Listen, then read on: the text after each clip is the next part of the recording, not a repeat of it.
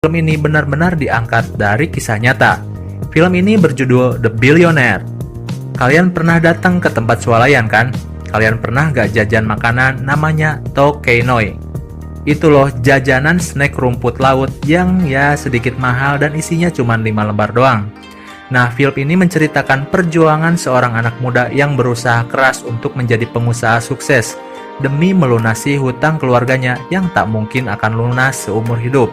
Di sini gua akan kupas tuntas serta dengan storyline yang mudah kalian mengerti. Siapa tahu kita akan menjadi the next billionaire. Daripada berlama-lama, mari kita langsung saja ke pembahasan kita. Dan jangan lupa subscribe jika kalian suka, oke?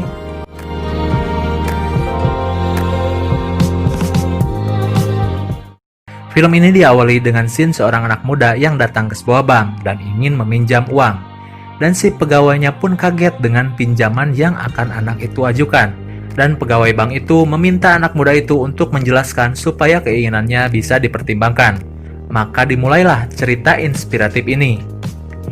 Lalu scene berpindah di beberapa tahun sebelumnya. Top Litipat adalah seorang anak SMA yang doyan main game. Ketika jam pelajaran berlangsung, bukannya ia memperhatikan guru, ia malah sibuk bermain game online.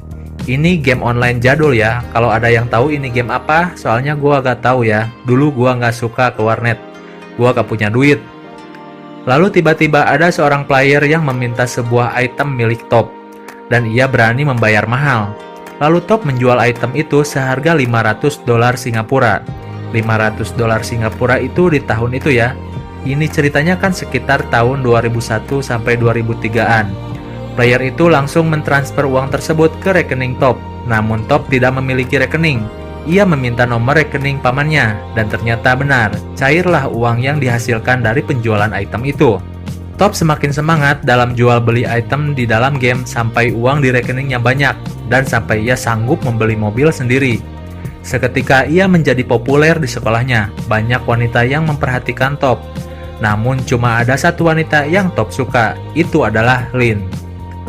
Top dengan jiwa anak muda yang masih sembrono dan disokong dengan uang yang banyak menjadikan ia sedikit kurang tata krama. Ia sering menyelesaikan masalah dengan menyogok. Ketika ia pulang kencan bersama Lin, ia dimarahi ayahnya karena pulang malam.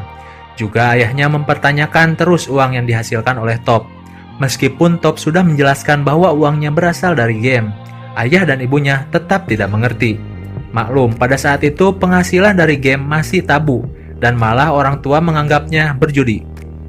Bertahun-tahun berlalu, kali ini Top sudah lulus SMA, dan ia sedang berusaha untuk daftar di universitas. Namun hasilnya selalu gagal. Keluarga Top ingin dia masuk universitas negeri, biar biayanya tidak terlalu mahal, dibandingkan dengan universitas swasta. Namun apa daya, Top tidak mampu.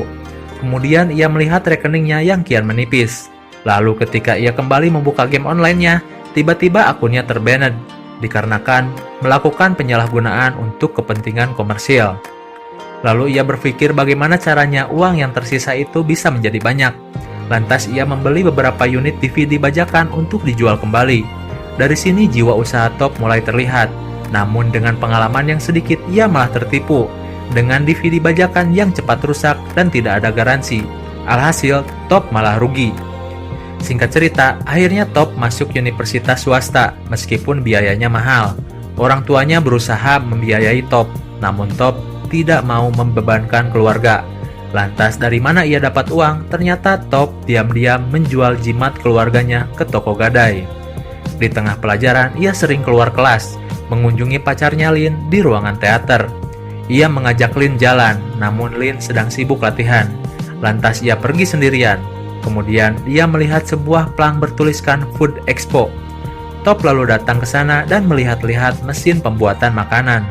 Lalu terbersitlah ia ingin menjadi seorang pengusaha makanan. Lantas ia membeli mesin pemanggang kacang. Karena jajanan kacang sedang booming-boomingnya kala itu di Thailand. Ia menyewanya seharga 50.000 baht.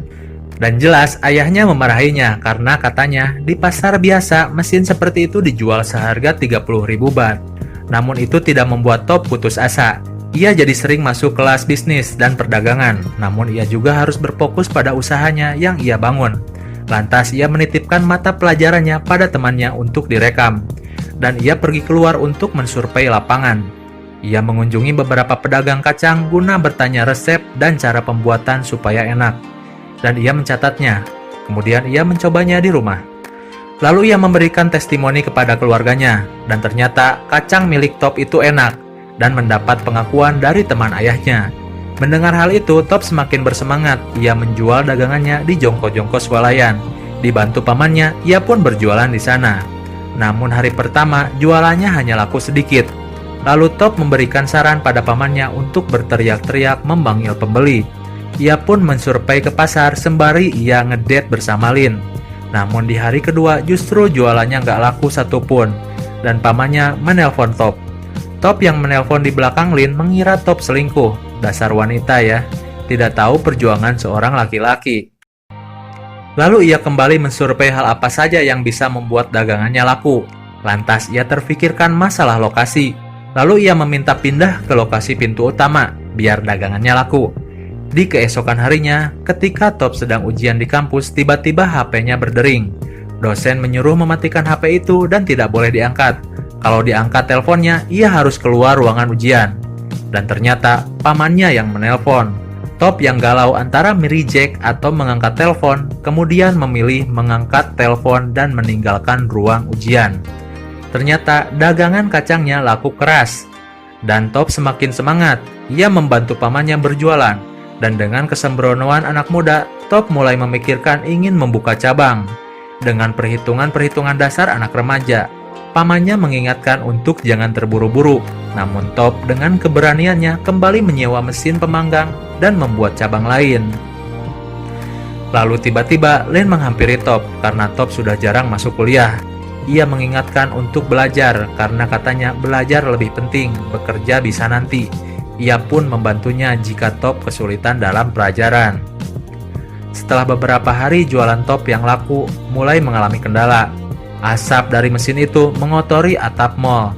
Dan manajer mall itu menegur Top. Jika begini terus, pihak mall akan memutuskan kontrak jongkok milik Top. Ia harus membersihkan atap itu sebelum mall ditutup. Jika belum beres dan masih kotor, ia harus berhenti berjualan di sana. Lalu Top berusaha membersihkan atap dengan ditemani ibunya. Namun waktunya tidak cukup. Satpam mall menegurnya untuk segera pulang.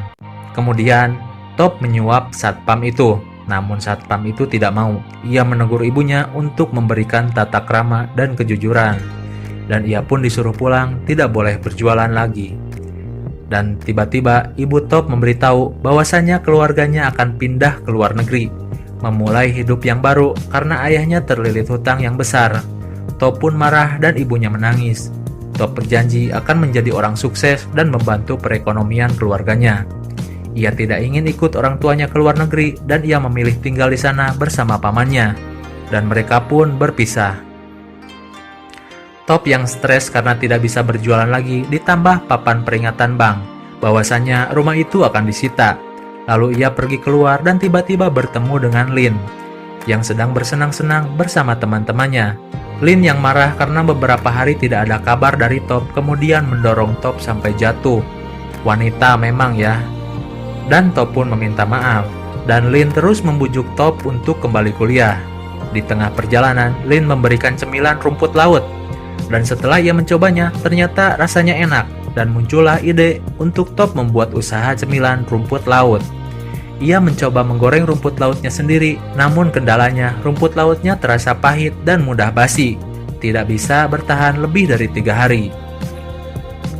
Pegawai bank yang tadinya tidak tertarik dengan cerita Top, kini mulai tertarik dan excited. Lantas pegawai bank itu bertanya, "Apa kau menemukan solusinya?" Dan Top pun menjawab, "Tentu saja."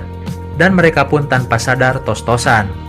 Lalu Top memberitahu bahwasanya ia pergi ke riset pangan untuk mengetahui bagaimana caranya agar makanan tidak mudah basi.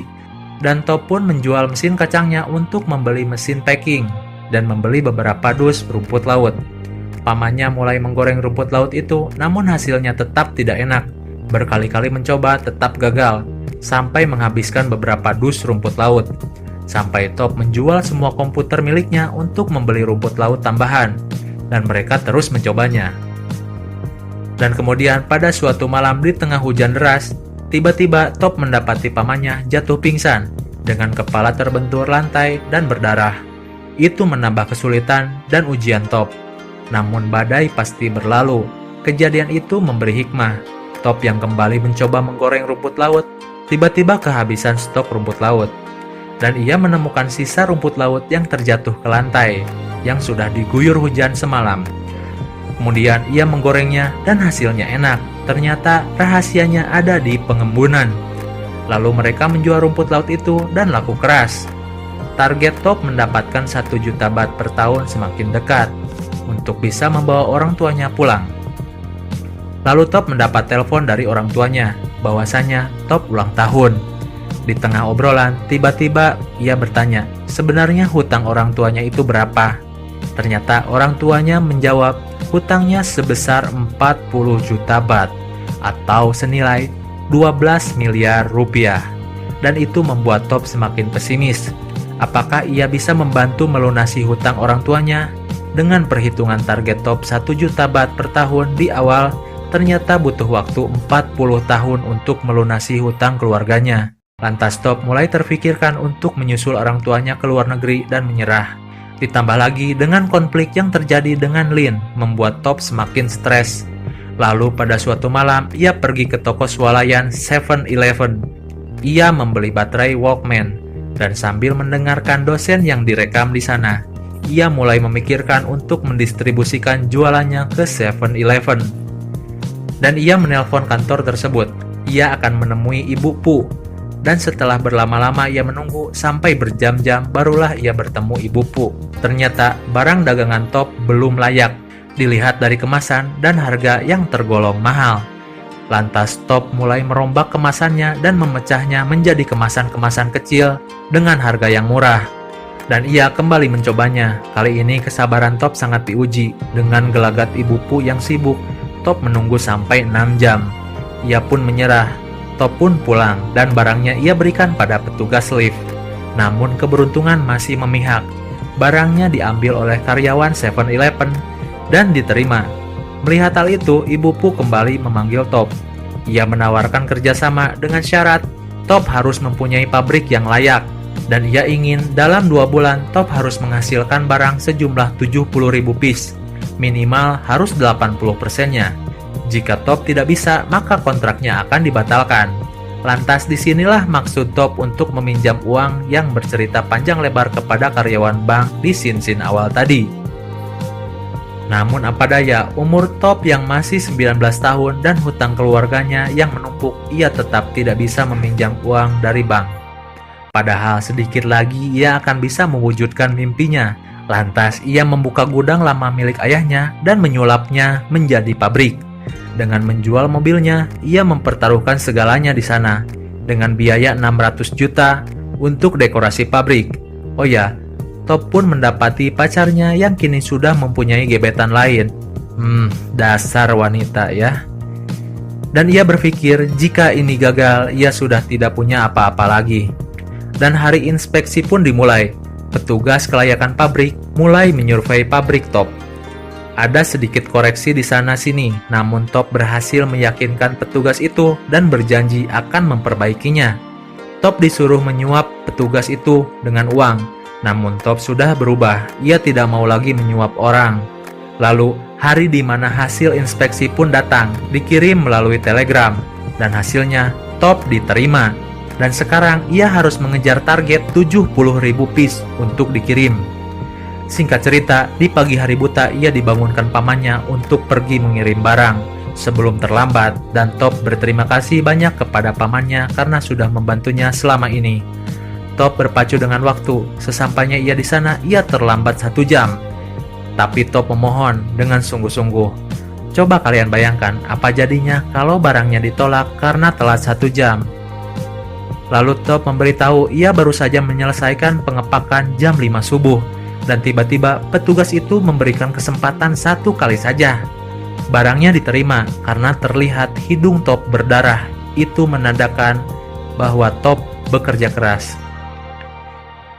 Dan akhirnya ia bisa menelpon ayahnya sambil menangis. Di sinari matahari pagi bahagia, ia berkata, "Ayah, sekarang kalian boleh pulang." dan film pun berakhir. Sekarang Top sudah mempunyai 2.500 karyawan dan cemilan rumput lautnya sudah mendunia. Ia pun sudah tidak kesulitan jika mengajukan pinjaman ke bank. Ia pun memiliki perkebunan rumput laut di Korea Selatan dan penghasilannya sudah mencapai 1.500 juta baht per tahun atau senilai 450 miliar per tahun. Dan di sini kita tahu bahwa Top Litipat yang asli ikut di film ini loh. Mau tahu yang mana? Ini dia.